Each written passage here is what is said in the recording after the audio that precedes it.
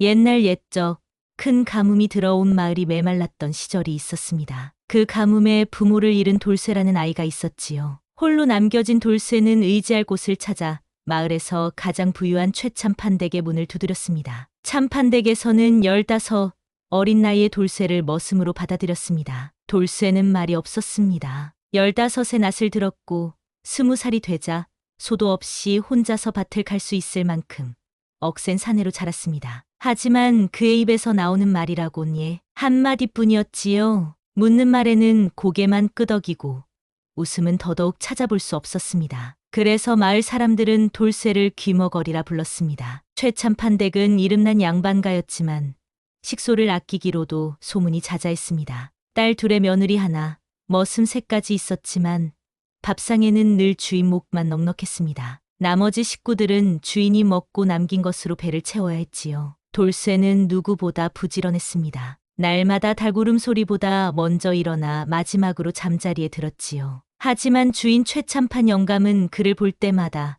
재수 없는 놈이라 꾸짖었습니다. 영감의 지로는 이러했습니다. 웃지 않는 자는 은혜도 모른다. 돌쇠의 무표정이 영감에게는 못마땅했던 것이지요. 어느 겨울날 아침이었습니다. 돌쇠가 외양간에서 일하는 동안 주인의 장독대가 깨졌다는 소문이 퍼졌습니다. 실상은 고양이가 뒤엎은 일이었지만 말 한마디 하지 않는 돌쇠를 변호해줄 사람은 아무도 없었습니다. 주인 영감은 얼굴이 벌겋게 달아올라 부엌 사람들에게 소리쳤습니다. 그놈한텐 밥도 주지 말거라.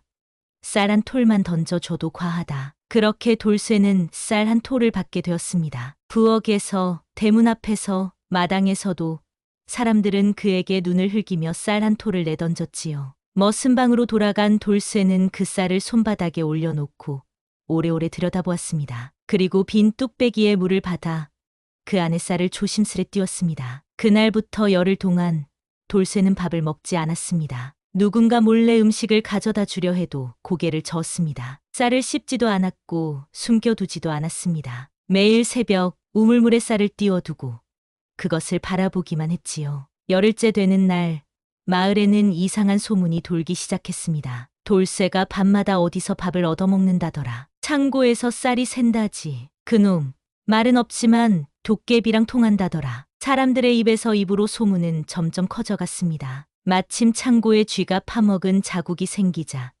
주인의 장남이 돌쇠를 붙잡고 소리쳤습니다. 이놈 쌀을 훔쳤지. 말해. 아니면 곤장을 맞을 테니. 돌쇠는 아무 말도 하지 않았습니다. 예, 라는 대답조차 하지 않았습니다. 다만 잠시 머뭇거리더니 자신이 쌀 한 톨로 열흘을 버텼다는 말을 처음으로 꺼냈습니다. 모두가 비웃었습니다. 쌀 한 톨로 사람이 산다고? 허튼 수작 말고 털어놔라. 돌쇠는 더 이상 말을 하지 않았습니다. 그저 무덤덤한 표정으로 자신의 손바닥을 내려다볼 뿐이었지요. 그날 밤 주인 영감이 갑자기 쓰러졌습니다. 고열과 설사로 방 안에서 신음하며 괴로워했습니다. 딸들이 약 대신 죽이라도 끓여 먹이려 했지만 솥에 불을 붙이는 법을 아무도 몰랐습니다. 평생 부엌에 발을 들인 적 없는 양반가의 딸들이었으니까요. 그때 돌쇠가 조용히 부엌에 들어왔습니다. 무쇠솥을 닫고 쌀을 씻고 불을 지펴 죽을 끓였습니다. 그리고 주인 방에 들어가 이건 11번째 쌀입니다. 라고 말하며 숟가락을 들었습니다. 주인은 흐린 눈을 떠 돌쇠를 바라보았습니다. 돌쇠가 주인과 눈을 마주한 건 머슴이 된 이후 처음이었지요. 열흘 동안 굶었느냐? 주인이 물었습니다. 예, 돌쇠가 대답했습니다. 그건 왜 그랬느냐? 돌쇠는 대답 대신 자신이 쌀 한 톨을 물에 띄워 열흘을 바라본 이유를 말했습니다. 이 집에 사람이 있다는 걸 잊지 않으려고요. 사람을 사람으로 대하지 않는 이 집에서 자신이 사람임을 잊지 않기 위해 그렇게 했다고 말했습니다. 주인은 돌쇠의 눈에서 무언가를 보았는지 오랫동안 침묵했습니다. 그리고 마침내 입을 열었습니다.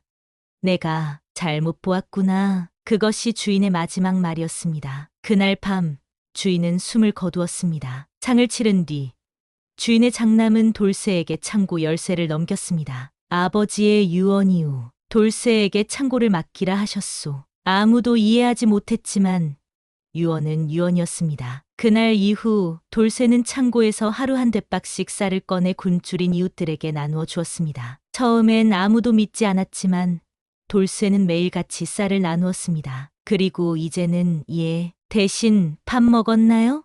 라고 물었습니다. 마을에선 아이들이 물에 쌀을 띄워놓고 소원을 빌기 시작했습니다. 쌀 한 톨로 열흘을 버틴 사람처럼 나도 견디게 해달라고. 사람들은 이 이야기를 돌쇠의 쌀이라 부르며 전해 내려갔습니다. 어려운 시절이 닥쳐도 사람의 마음만 있다면 쌀 한 톨로도 열흘을 버틸 수 있다는 교훈을 담아 오늘날까지 이 이야기는 전해져 내려오고 있습니다.